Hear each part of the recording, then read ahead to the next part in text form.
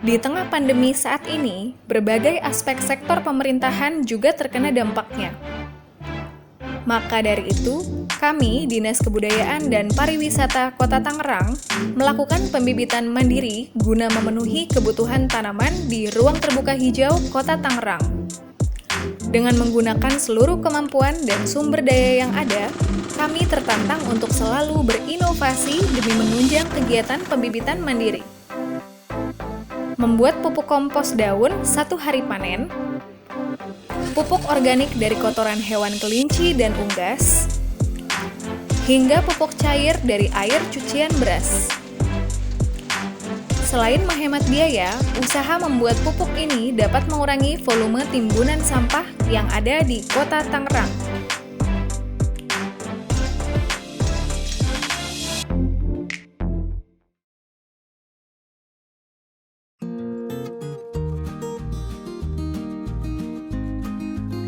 Hai Sobat Taman, saya Anissa dari Taman Kita TNG. Sekarang saya sudah berada di lokasi tempat kegiatan yang dilakukan oleh teman-teman dari Dinas Kebudayaan dan Pariwisata Kota Tangerang, khususnya bidang pertamanan dan dekorasi kota. Sekarang saya sudah bersama Bapak Empai Nur Hidayat selaku Kepala Seksi Pembangunan, Pemeliharaan, dan Pemanfaatan Taman. Oke, baik Pak. Pak, kalau boleh tahu, apa sih Pak yang sedang dilakukan oleh teman-teman di Disbudpar di lokasi saat ini? Ya, baik. Teman-teman Disbudpar di lokasi pembibitan ini dari sejak awal melakukan persiapan lahan, menyediakan media tanam, juga menyiapkan pupuk kandang, pupuk kompos, lalu menyiapkan bibit-bibit tanaman yang akan dibudidayakan di tempat pembibitan ini. Oke, berarti sedang melakukan kegiatan pembibitan dan pengomposan mandiri ya Pak ya? Betul. Ini yang pertama. Oh iya, baik. Dalam kegiatan pembibitan ini Pak, kalau boleh tahu, apa ada stakeholder yang berkaitan dengan pembibitan ini Pak? Ada, justru kita melibatkan petugas harian taman, pemeran taman, pengawas taman yang selama ini mengawasi taman-taman, lalu melibatkan para staf di kantor dari beberapa bidang budaya, bidang pariwisata, tentunya bidang pertamanan sendiri. Oke. Kalau dari instansi lain Pak, apa ada yang berkaitan dengan pembibitan ini Pak? Instansi lain hanya membantu menyiapkan sarana dan prasarana. Oke. Di antaranya membuat sumur bor, pencacahan kompos, ranting untuk dijadikan kompos.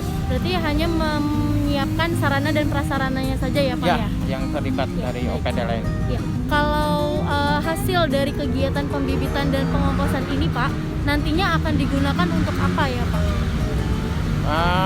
Untuk tanamannya kita disiapkan dengan sebanyak-banyaknya, nanti akan disebarkan di jalur hijau, ruang terbuka hijau.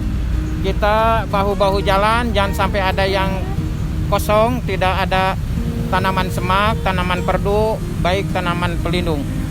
Jadi ini akan disebar di seluruh taman dan ruang terbuka hijau di Kota Tangerang ya? Betul, akan disebar ke lahan-lahan yang masih kosong. Jangan ada kita melihat kekosongan lahan tidak ada tanamannya. Iya. Sejak kapan Pak kegiatan pembibitan ini dimulai? Pembibitan ini dimulai sejak pasca Lebaran. Oh, dimulai pasca Lebaran. Betul, dari menyiapkan lahan untuk melakukan pembibitannya, mengantongi tanaman, nyetek tanaman, dilakukan 2 pekan ini. Selama 2 pekan ini. Berarti akan berakhir setelah 2 pekan Pak? Tidak ada berakhirnya. Oh, tidak berakhir. Tidak ada, terus. Akan terus dilakukan oleh teman-teman. Bahkan targetnya per hari itu harus mencapai sampai 1.000 lebih. Perharinya 1.000 lebih tanaman yang disetek, yang ditanam di pembibitan ini. Ya. Kalau boleh tahu Pak, kenapa teman-teman dari Disbudpar melakukan kegiatan pembibitan ini dan apa tujuannya Pak? Tentunya dengan melakukan pembibitan ini supaya tidak ada kekurangan untuk nyuplai penghijauan di Kota Tangerang, baik di wilayah-wilayah, terutama di wilayah pusat kota. Jangan sampai kekurangan bibit, walaupun dana kita terbatas, harus kita beredukasi melakukan sebanyak-banyaknya pembibitan, baik yang sifatnya stek maupun yang cangkok, yang dari biji, dari anakan juga ini sedang diperbanyak di lokasi ini.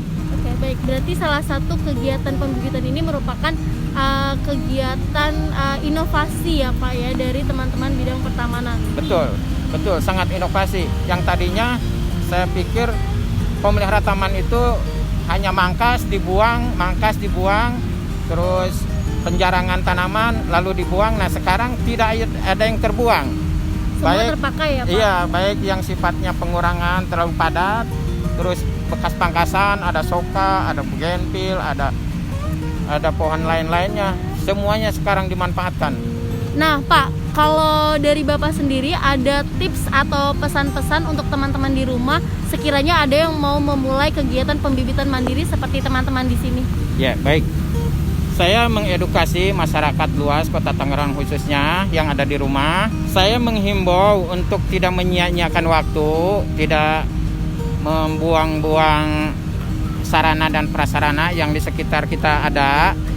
Untuk mencoba membibit di ruang yang sempit pun kita bisa melakukannya, baik dengan cara hidroponik, dengan pakai media tanam. Kita bisa tanaman, ada sayuran, bisa tanaman hias, silahkan. Yang tidak punya bibit bisa mungkin usul ke dinas, ke Budpar jika ada bibit yang bisa diberikan bersedia, karena di dinas Budpar itu di taman banyak sekali yang bisa dimanfaatkan, seperti tanaman sirigading buat tanaman pot gantung di rumah-rumah, sangat banyak di sini.